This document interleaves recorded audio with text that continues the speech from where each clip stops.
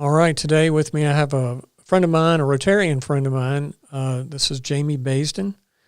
Jamie, thanks for coming in today. Let's see, you're Area 2 governor at this point? Yes. In our Rotary district, for people who don't know, our Rotary district has several areas in it. It starts with Area 1 up around Winchester, and Area 2 is the Strasburg, Woodstock, Shenandoah County, Page County area, and then it just keeps going all the way down to northeastern Tennessee, the Unicoi area, and that area, Johnson City and south into southwest Virginia and northeast Tennessee. And Jamie and I have known each other for quite some time through our Rotary connections. And he's also, the title is, I guess it's, we have a committee, a disaster relief chairman of the district. Yeah, it's the disaster response committee. Disaster response committee, right. And our Rotary district is District 7570, and that's the district that I was talking about. But the committee is more involved in what we're talking about now with regard to Hurricane Helene and the response in that area. And I know that Jamie and I have been talking a little bit about, if you want to tell people about the contacts that we have down in mainly the Tennessee area is probably where we're going to focus our efforts, and other organizations that we're partnering with. Sure. So Northeast Tennessee was, in localized areas, they have a disaster. Right. And that spans Greene County, Washington County, Unicoi County, and Carter County. And in 3 of those counties, there's one river that was the main cause of the problem. And I think that many people have heard about Unicoi. They probably never knew about Unicoi before 3 days ago, but they have a new hospital. Right. We know Unicoi because it's a Unicoi Rotary Club, and that's right. how I know Unicoi. Exactly. Right. It's the club of Unicoi County. Right. Well, 40 or 50 people were rescued from the roof of that hospital a few days ago. Right. And that made national news. And those 4 counties are severely affected. Right. In the affected area, for instance, in Washington County, there were 6 bridges across the river. Now there are 2. And those 2, I think, are single laned right now. The counties have lost water treatment, water pumps, electricity. All of those things are coming back online gradually. Right. But they're desperately in need. Right. And I happen to be a member of a 501c3 called Disaster Aid USA. Mm-hmm. And we respond to disasters. And we are not a first responder. Right. We go in when things are made safe, quote unquote, the power's off, that type of thing. What we'll be doing down in Greene County is going to be that's where we're going to be actually staying, and that's going to be kind of our internal command center. And if we get to the point where we accomplish enough in Greene County that we're getting ahead of the assessments and the homes that can be saved, then we'll move our efforts to one of the other counties. However, between Disaster Aid USA having the tools and equipment and the experience, mm-hmm. and then the Rotarians within our district who have volunteered to go down next week with us, when disasters happen, they're a terrible thing. The silver lining, though, is people coming together to serve other people. Right. And we have a group that's probably going to end up being plus or minus 20 people, mm-hmm. who, in disaster aid, we have people flying in from California, we have people coming from Ohio, mm-hmm. Virginia, West Virginia, Maryland. And then in our district, we have people coming from Winchester all the way down to Greene County, Tennessee, where it's affected. It's really great to see people coming together to serve those in need. Right. And part of actually the service that we're going to be doing is we'll be going into people's homes that week and a half ago, they had their normal life. A river came into their home, and if they're structurally sound, we're going to go in and we're going to muck and gut them. We're going to clean out all the mud, the muck. We'll unfortunately be taking their possessions that got ruined, right? Which will be very emotional. We'll move those outside. We'll strip floor coverings. We'll strip out all the trim, and then we'll cut the drywall out as high as we need to until we get to good drywall. and then we'll let that dry out. And the last thing you want to do is you don't want to let it sit and then have mold be a problem, right, or have the structure itself become more and more compromised with the moisture and the wet mud in it. So, we're going to be going down and getting dirty, right, and it's hard work. The return, though, is seeing the faces of the families, right, and knowing that people who have lost everything, you're giving them a little bit of hope. right. And last deployment I had, one of the families who we were working on their house, they insisted they feed us lunch. They pretty much lost everything. They found some ham that was in the freezer, and they had no power, but because it had been in the freezer, it was still refrigerated, so to speak. We had ham sandwiches on the one half of the porch that was still left. Yeah.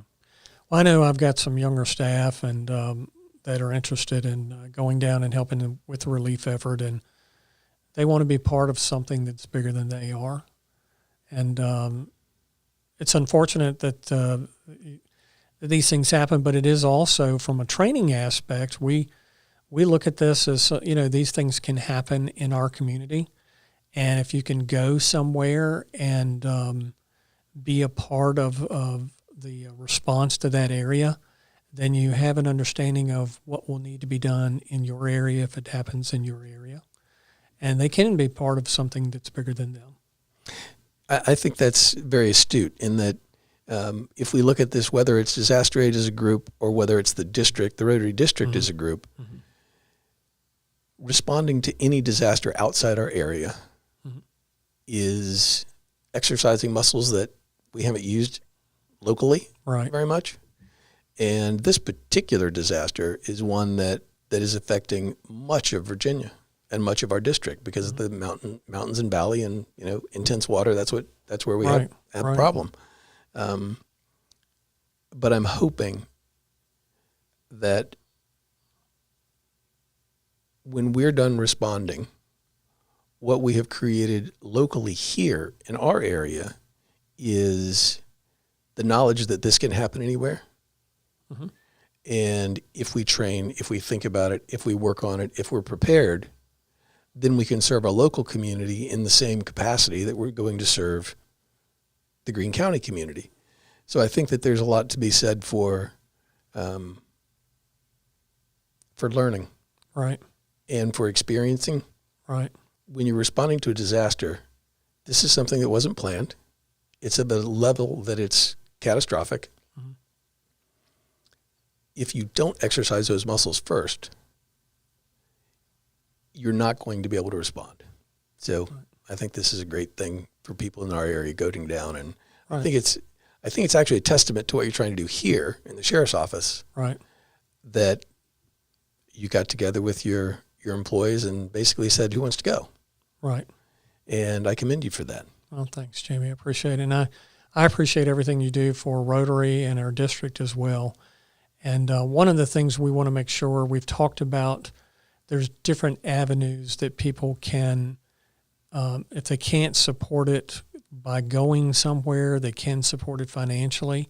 And we'll make sure that part of this podcast, we put those links up for people. Sure. So that they can know that it's a legitimate organization that they're giving to.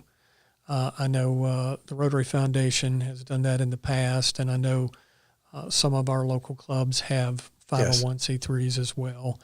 And because you do have people that, they can't do a certain thing, but they can give. Absolutely. And so we want to make sure that we're putting in information for them. So it's a place where they know that those dollars are going to a local or regional effort that's helping other people. Sure. Well, just in the groups that we've talked about, if you look at our Rotary district, and those counties we're responding to are within our district. Right. Our district has set up a disaster fund for this, and that money is going to go directly to the affected people in our district. We have Disaster Aid USA is responding right now. We have crews in 2 places in Florida. We have crews on the way to North Carolina. We have our crews on the way to Tennessee that we've talked about this mobilization, where Monday we'll be there mucking and gutting. And if people go to our website, disasteraidusa.org, on the front page, you can donate to Hurricane Helene relief. Mm-hmm. You can also register as a volunteer. So if you can't go now, you can raise your hand that this is something that you would like to be in the system, mm-hmm. and we'll contact you when we need you next. Okay. All right. Good. That's good information to have. I've had several conversations with sheriffs down in Southwest Virginia, particularly Grayson County, Carroll County, Washington County, Smith County, and those Rotary clubs down there, those areas down there. If there's needs for those localities, I know our district will also be looking at the needs in Southwest Virginia as well. Absolutely. Actually, as the disaster response chair, one thing I did in an email that we sent out to all the Rotarians in the district was, here's an opportunity to come serve in Greene County. Mm-hmm. If you can't come serve with us in Greene County, then make sure you look in your local area, because everyone has a chance to serve right through Helene relief and right. recovery. Right. And if you're not able to do that physically and you're able to donate, know that through the Rotary organization, Rotary is 100% volunteer. Mm-hmm. Disaster Aid USA is 100% volunteer. Both organizations are people who care. They're there to serve. They're trying to help others, whether they're in their local or global community. And all the money you give to them are going directly to those in need and serving them. Right. So one of the things we touched on is an effort that we also have going on here, which is a trailer that we've gotten from Appalachian Freight Carriers. And we're trying to basically collect water and other items, particularly non-perishable food, that we can take down into the affected areas. So the plan is next week, that would be the first full week in October, is if we're able to get a truckload of supplies to get it down to affected areas that we've been talking about. Sure. Well, Jamie, again, thanks for coming in today. Thanks for what you do for Rotary, and thanks for what you guys are getting ready to do. Stay in touch with us and keep us up to date. Appreciate that. I sure will, Tim. Thank you very much for contacting me and raising your hand as far as the Sheriff's Department, what you're doing as far as sending individuals down with us, and the collection you're doing here of materials to send down to the area. And quite frankly, this is something where you're involved in crisis management with your crew all the time right. here locally. Right. So thank you very much for what you do every Sure. day. Thanks, Jamie.